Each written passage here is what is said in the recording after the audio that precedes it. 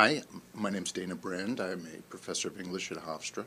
I was chair of the English department for 8 years, and I had the idea a few years ago of writing about my experience over 45 years of being a fan of the New York Mets, which, as anybody who's been a fan of the New York Mets knows, is a very mixed experience. It is one of the central components of my life, and there are lots of aspects of it that are very meaningful, and are meaningful in the ways that the things that I teach at Hofstra are meaningful. I teach literature, and I teach about the human imagination and the way people deal with life and representing life and dealing with the passage of time. And writing about baseball, and I've now written 2 books about baseball, Mets Fan, which was published in 2007, and The Last Days of Shea, which was just published here in 2009, in both of them, I deal with the big questions of life, but I use baseball as a way of getting into them. So I see my life and work at Hofstra as being very connected to my writing. Well, we think a lot of things distinguish us. We think that we're a little louder, a little crazier, that we're, to some degree, the answer to your question depends on which team we're comparing ourselves to. One team we always do compare ourselves to, obviously, are the Yankees. And I think that Mets fans like to think that we're more loyal, more mature, more willing to accept hard knocks than Yankees fans. We don't assume we're going to win. We don't demand we're going to win. This is part of our tradition. Our tradition begins in the 1960s when we won. We didn't even get out of finish higher than 9th place for 7 consecutive years.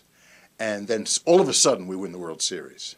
So being a Mets fan in our minds generally involves rooting for a team, putting up with lousy teams, but knowing that at some point in the future you're going to have this tremendous experience that is going to mean so much to you that it will resonate throughout your life, as 69 resonates for me throughout my life, or 86. Yankees fans, we think, and this probably isn't fair about all Yankees fans, but we think Yankees fans are spoiled brats who just kind of aren't happy unless they're winning. They couldn't put up with what we've put up. Now, in point of fact, the Yankees have been a lousy team for much of my life. Everybody's forgotten that. But there were a lot of very loyal Yankee fans for a long time in the 60s and early 70s and in the 80s and early 90s. And I give them a lot of credit. They're more like Mets fans. But people who just go for the winning team, we have no patience with them. Well, I really had no choice about being a Mets fan. As I mentioned in my book, Mets Fan, I became a Mets fan because I got very excited in the summer of 1961 when everybody was paying attention to Mickey Mantle and Roger Maris trying to break Babe Ruth's home run record.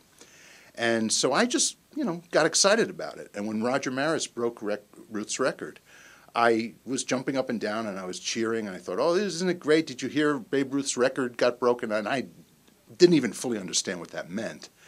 And my mother, who had been a Brooklyn Dodger fan all her life, and my father also was a Brooklyn Dodger fan, they literally sat me down and told me that I couldn't get excited about this thing that this Yankee had done, that we just didn't do that in our family, and that next year there was going to be a team, the Mets, and I could follow them. So in between the end of the 1961 baseball season and the start of the 1962 baseball season, I learned as much as I could about baseball. I looked at baseball cards. I even read some books. I could just barely read, but I wanted to know as much as I possibly could. And by 1962, I was ready for the Mets. And if something like baseball gets into you at that early an age, it just stays there. I remember the patterns of my happiness and my disappointments from that early period of my youth. And although I couldn't explain to you why baseball is more interesting to me, say, than football or basketball, which it is, if I look at them objectively, all 3 of them have things that can be said for them. Baseball just got into me early, and it stayed there. And that's part of the reason it fascinates me so much, is that I'm curious about why a game is so important to me. In both Mets fan and The Last Days of Shea, I'm always struggling with this issue. Why am I interested in this? This is ridiculous. In many ways, it's kind of a crummy sport. I mean, the way in which rich teams can have an advantage over poor teams and big market teams over small market teams. And it's filled with corruption, with the steroids, with greed. But I can't get rid of it. It came inside of me, it will not leave, and I'm sure it never will leave. Well, first of all, it wasn't a big surprise. I mean, Shea Stadium had its drawbacks. It was designed in a period when stadiums were somewhat less attractive than they had been earlier. And everybody knew that it was coming down at some point. And so my original feeling was, oh, okay, it has to happen. I have an essay for Shea. It's called For Shea. It's printed in both of my books, in which I say that what I wish, that I'll miss Shea the way I'd miss a grandparent, say. Somebody who I'm very attached to, but I know isn't going to be there for my whole life. That's the kind of emotional feeling I had for it.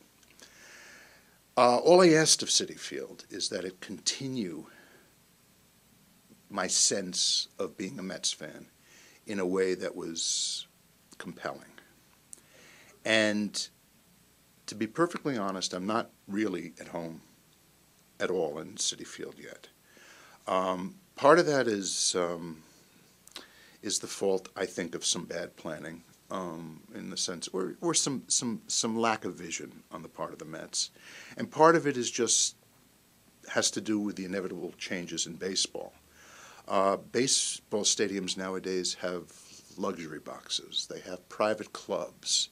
They don't feel as democratic and as wonderful as stadiums, I think, used to feel.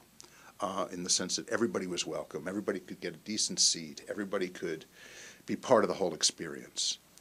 But Citi Field also has the problem that there isn't enough of a commemoration of the Mets' past. There really ought to be a museum, a place where you can take your kid and say, we were so happy in '69 when this happened.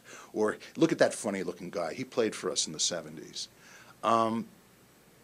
There almost seemed to be, and many fans and bloggers like myself have commented on this, there almost seemed to be an effort to sort of repress the Mets' past, to try to look forward to a future in which the Mets would be mainly a winning team. And I think that was short-sighted, and I think that the Mets are beginning to realize that, because millions of people are attached to the Mets. It's one of the most popular of all baseball franchises, in spite of the fact that its history has not been continuously successful. And Citi Field should have served to remind us more of who we are and what we are. I'm hoping that the Mets will really get down to making Citi Field feel more like a home of the Mets. And at this point, I will mention the fact that the Mets are being very helpful to us here at Hofstra. I am organizing a conference along with Professor Richard Pertzer in the engineering department, and this will be under the auspices of the Hofstra Cultural Center, headed by Natalie Datloff. And we're putting together a conference to commemorate the 50th anniversary of the New York Mets. And the Mets are helping us out quite a bit. We've met with some of the people in their front office, and they've been wonderful. And you can tell they really actually do want people to commemorate the past of the Mets, that they're not trying to push it away. It's just that somehow or other in the planning for Citi Field, that consideration got lost. So in any event, in April 26th, 27th, and 28th of 2012, so it's quite a ways off, but the Mets' first year was 1962. We're going to have this conference here at Hofstra. We hope to have a lot of old Mets players, broadcasters. We have a lot of journalists, bloggers, and just ordinary fans, people for whom the Mets mean something. And we're going to have a commemorative conference right here at Hofstra. And it's certainly going to get a lot of attention in the sports world at that time.